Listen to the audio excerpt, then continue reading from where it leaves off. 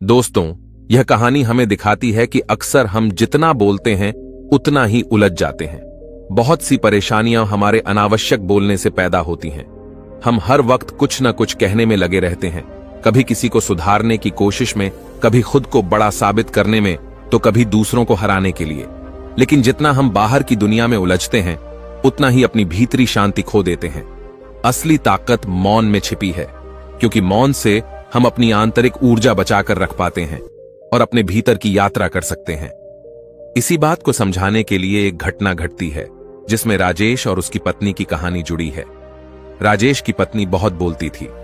हर छोटी छोटी बात पर उसे कुछ न कुछ कहना होता था और कई बार इसी वजह से घर में झगड़े भी हो जाते थे। राजेश बहुत परेशान रहता था। उसे पता चला कि जंगल में एक महात्मा आए हुए हैं जो लोगों को सही राह दिखाते हैं।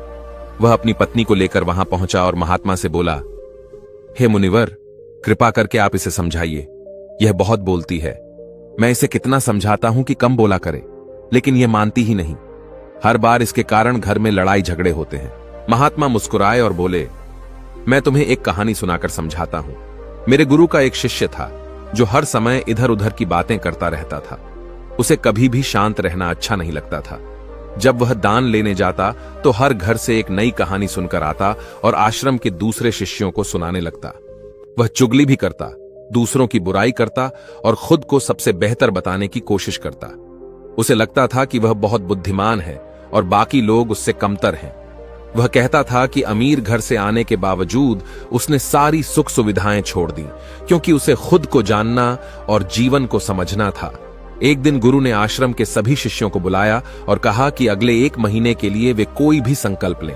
इस संकल्प से उनकी आत्मशक्ति बढ़ेगी और वे अपनी कमजोरियों पर काबू पा सकेंगे। जिस शिष्य का संकल्प टूट जाए वह अपनी पुरानी दिनचर्या में लौट सकता है। सबने अपनी अपनी क्षमता के अनुसार संकल्प लिए और चले गए। लेकिन वह शिष्य जो हमेशा सबसे अलग दिखना चाहता था, सीधा गुरु की कुटिया में गया और बोला, गुरुदेव, मैं कोई छोटा मोटा संकल्प नहीं लेना चाहता। मुझे ऐसा महान संकल्प दीजिए जो मेरी योग्यता के लायक हो। गुरु मुस्कुराकर बोले, क्या तुम मेरे बताए संकल्प को पूरा कर पाओगे? शायद तुम्हारे लिए यह बहुत कठिन होगा। शिष्य ने कहा, गुरुदेव, आप जो भी संकल्प देंगे मैं उसे जरूर पूरा करूंगा। गुरु ने कहा, ठीक है, तुम्हें अगले 1 महीने तक मौन रहना होगा, एक शब्द भी नहीं बोलना। शिष्य को यह संकल्प बहुत आसान लगा। उसने कहा, गुरुदेव, यह तो कोई बड़ी बात नहीं है, मुझे कुछ और कठिन दीजिए। गुरु ने उत्तर दिया, पहले तुम यही करके दिखाओ। शिष्य उसी समय चुप हो गया और वहां से निकल गया। पहले दिन वह जैसे तैसे चुप रहा, लेकिन दूसरे दिन से उसे बेचैनी होने लगी।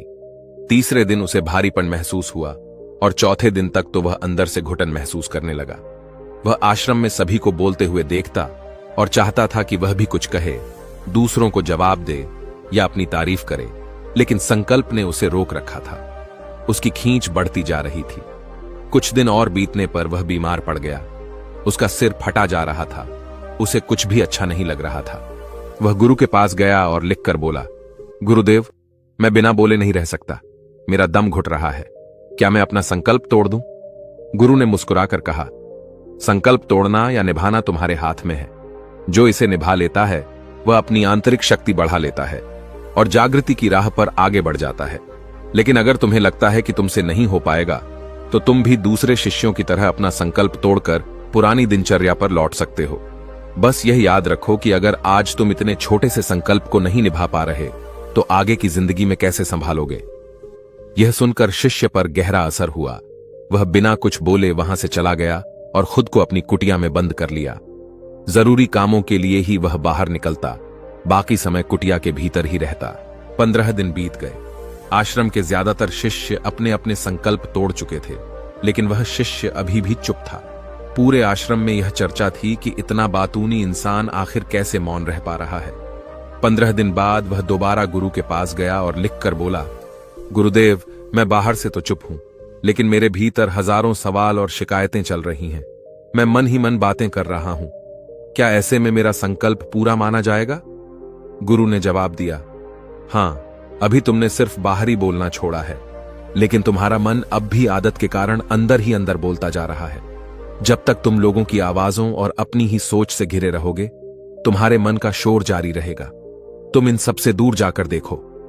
शिष्य ने गुरु को प्रणाम किया और अगली सुबह जंगल की ओर निकल गया।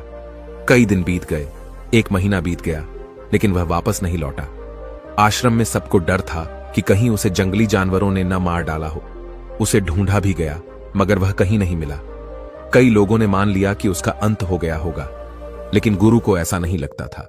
जब एक दूसरे शिष्य ने गुरु से पूछा कि क्या उसे जानवरों ने खा लिया होगा, गुरु ने कहा, हो सकता है, या फिर उसे वह मिल गया हो जिसकी उसे तलाश थी। शिष्य ने फिर पूछा, गुरुदेव, क्या वाकई ज्यादा बोलना इतना खतरनाक हो सकता है? गुरु ने समझाया, इंसान के जीवन के बहुत से दुख उसके बेमतलब के बोलने से पैदा होते हैं। हम कभी चुप नहीं रहना चाहते, बल्कि हर समय किसी को नसीहत देते रहते हैं, अपनी बात मनवाना चाहते हैं या दूसरों पर हावी होना चाहते हैं। इसी आदत में हम अपना समय, जीवन और ऊर्जा बर्बाद करते हैं। हमें मिलता कुछ भी नहीं, लेकिन जो जागरूक होकर अपने विचारों को देखता है, वह समझ जाता है कि व्यर्थ का बोलना उसे भीतर की शांति से दूर करता है। वर्तमान में जीकर काम करने से जीवन में चमत्कारिक बदलाव आते हैं। 3 महीने गुजर गए और उस शिष्य की कोई खबर नहीं मिली। सबने उसकी वापसी की उम्मीद छोड़ दी थी, लेकिन एक दिन वह अचानक आश्रम लौट आया, बिल्कुल बदला हुआ। उसके चेहरे पर ठहराव और आंखों में शांति थी। आश्रम के बाकी शिष्य उसे घेर कर बातें करने लगे और उन्होंने देखा कि अब वह पहले जैसा उतावला नहीं था। उसके शब्द भी कम, मधुर और सुलझे हुए थे। थोड़ी देर बाद वह गुरु के पास पहुंचा, उनके चरणों में झुका और बोला, गुरुदेव, क्या मैं अब भी मौन हूं? क्या मेरा संकल्प अब भी चल रहा है? गुरु ने ध्यान से उसकी आंखों में देखा और कहा, हां, तुम अब भी मौन हो। तुम्हारे मुंह से शब्द तो निकल रहे हैं, पर तुम्हारा मन शांत है। यह संकल्प अभी भी जारी है। शिष्य ने बताया, जब मैं आश्रम से गया था तब मैं केवल बाहर से चुप था, मगर भीतर बहुत शोर था। मुझे लगा कि जंगल में जाकर मुझे सुकून मिलेगा, पर वहां पहुंचकर अंदर की आवाजें और तेज हो गईं। मेरे पुराने गलत शब्द, गलत व्यवहार, गलत धारणाएं सब मेरे मन में उभरने लगे। मुझे एहसास हुआ कि मैंने कितनी बार अपने परिवार, दोस्तों और गुरु भाइयों को बुरा भला कहा है। तब पहली बार मुझे समझ आया कि मैं कितना गलत बोलता था। धीरे धीरे ये सारी आवाजें शांत हो गईं और मैं भीतर से भी मौन हो गया। उसके बाद मैंने प्रकृति की आवाजों को सचमुच सुना। हवा, पत्तों की सरसराहट, चिड़ियों की चहक और पानी के बहने की ध्वनि। बाहर से सब उतना ही शांत था और अब मेरे भीतर भी वैसी ही शांति आ गई। अब भले ही मैं बोलता हूं, चलता हूं, लोगों से मिलता हूं, फिर भी अंदर से मैं एकांत में हूं। गुरु ने कहा, जब तक हम बाहरी दुनिया में ही उलझे रहते हैं, हमारा मन अशांत रहता है, लेकिन जिस दिन हम भीतर की ओर मुड़ जाते हैं, उस दिन हमारा बाहर का बोलना भी शांतिपूर्ण हो जाता है। दुनिया में ज्यादातर लड़ाइयां हमारे बोलने से ही शुरू होती हैं। हम जितनी जरूरत हो उससे कहीं ज्यादा बोलते हैं और अपनी ऊर्जा बर्बाद करते हैं। अगर हम बोलना कम कर दें और सुनना ज्यादा, तो हमें महसूस होगा कि हमारे भीतर की शक्ति बढ़ती जाती है। इसी शक्ति से हम अपने जीवन में असली सुख और शांति पा सकते हैं। महात्मा की यह कहानी सुनकर राजेश की पत्नी को बहुत गहरा एहसास हुआ। उसने समझा कि उसका जरूरत से ज्यादा बोलना न सिर्फ दूसरों को दुखी करता है, बल्कि खुद उसके मन में भी बेचैनी पैदा करता है। उसने महात्मा के चरणों में सिर झुकाया और बोली, अब मुझे समझ आ रहा है कि मेरे शब्द ही मेरे परिवार और मेरे जीवन में इतना तनाव पैदा कर रहे थे। मैं अपनी गलती सुधारना चाहती हूं। महात्मा ने कहा, चुप रहने का मतलब सिर्फ मुंह बंद रखना नहीं है, बल्कि भीतर से भी शांत होना है। जब तुम अंदर से शांत होगी, तब तुम्हारे शब्द भी मधुर और सार्थक होंगे। वह घर लौट आई, लेकिन अब वह पहले जैसी नहीं थी। जहां पहले वह हर बात पर उलझ जाती थी, अब ध्यान से सुनती थी। जहां पहले वह बिना सोचे कुछ भी कह देती थी, अब सोच समझकर ही बोलती थी। राजेश ने यह बदलाव देखा और पाया कि घर में अब रोज रोज की कलह खत्म हो गई है। कुछ महीनों बाद उसने पत्नी से पूछा, तुम इतनी शांत कैसे हो गई? क्या तुम्हें पहले की तरह बोलने की इच्छा नहीं होती? पत्नी ने मुस्कुराकर कहा, पहले मुझे लगता था कि ज्यादा बोलकर मैं अपनी बात मनवा लूंगी, लेकिन अब समझ आया कि कम बोलने से मैं ज्यादा समझदार होती जा रही हूं। इस मौन ने मुझे सुकून दिया है और अब मैं पहले जैसा बेचैन महसूस नहीं करती। राजेश को यकीन नहीं हुआ कि यह वही पत्नी है जो कभी हर छोटी बात पर बहस करती थी।